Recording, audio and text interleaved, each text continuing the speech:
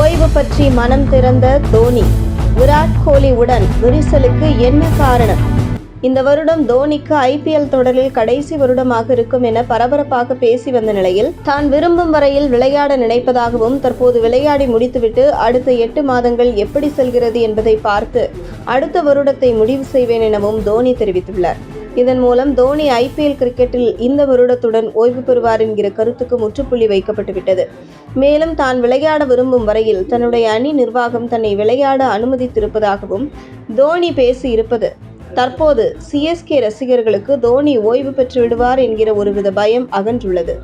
இந்த நிலையில் wicket keeping குறித்து பேசியிருக்கும் தோனி, இது ஒரு சவாலானது என்றும், மேலும் இது சுவாரஸ்யமானது என தெரிவித்த தோனி, மேலும் நான் விக்கெட் கீப்பிங் செய்யவில்லை என்றால் காலத்தின் பயனற்றவனாக ஆகிவிடுவேன் என்று நினைக்கிறேன் என தெரிவித்த தோனி, நான் விக்கெட் கீப்பராக இருக்கும் பொழுது ஆட்டத்தை நன்றாக ரீட் செய்ய முடியும். பவுலர் எப்படி பந்து வீசுகிறார், விக்கெட் எப்படி இருக்கிறது, ஃபீல்டர்களின் கோணங்கள் சரியாக இருக்கிறதா என்பதையெல்லாம் கவனித்துக் கொள்ள முடியும் என தெரிவித்த தோனி, புதிய பந்தின் முதல் 6 ஓவர்களில் விக்கெட் வித்தியாசமாக இருக்கும்.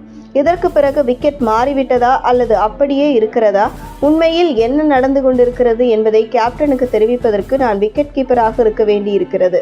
நான் விக்கெட் கீப்பராக இருக்கும் பொழுது இதையெல்லாம் வேறுபடுத்தி என்னால் பார்க்க முடியும் என தெரிவித்த தோனி, மேலும் CSK கேப்டன் ருத்துராஜை தோனி தான் இயக்குகிறார், தோனி தான் அனைத்து முடிவுகளையும் எடுக்கிறார் என்கிற கேள்விக்கு பதிலளித்த தோனி, சென்னை சூப்பர் கிங்ஸ் அணியுடன் ருத்துராஜும் இணைந்து பல வருடங்களாக பயணிக்கிறார். அவரிடம் சிறந்த தலைமை பண்பு உள்ளது.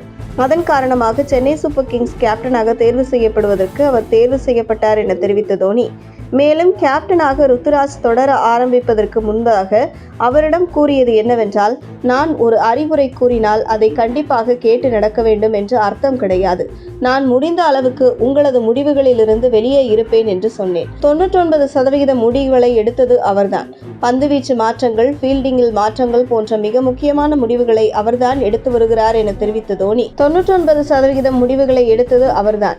பந்துவீச்சு மாற்றங்கள், ஃபீல்டிங்கில் மாற்றங்கள் போன்ற மிக முக்கியமான முடிவுகளை அவர்தான் எடுத்து வருகிறார் என தெரிவித்த தோனி, ருத்துராஜுக்கு நான் உதவியாக இருந்தேன். அவர் வீரர்களை மிக அருமையாக கையாண்டு வருகிறார் என தெரிவித்தவர், தனக்கும் விராட் கோலிக்கும் உள்ள விரிசல் பற்றி பேசியவர், விராட் கோலி சதம் அடித்து இறுதி வரை ஆட்டமிழக்காமல் தான் இருக்க விரும்புவார்.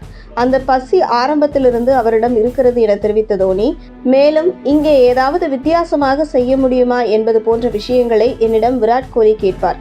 அவருக்கு நேர்மையான கருத்துக்களை வழங்குவேன். அப்படித்தான் எங்களுடைய நட்பு வளர்ந்தது.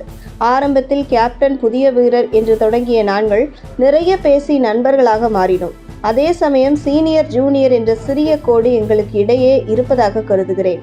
ஆனாலும் இப்போது நாங்கள் நண்பர்கள்தான் என தோனி தெரிவித்துள்ளார். உங்கள் தின சேவல்.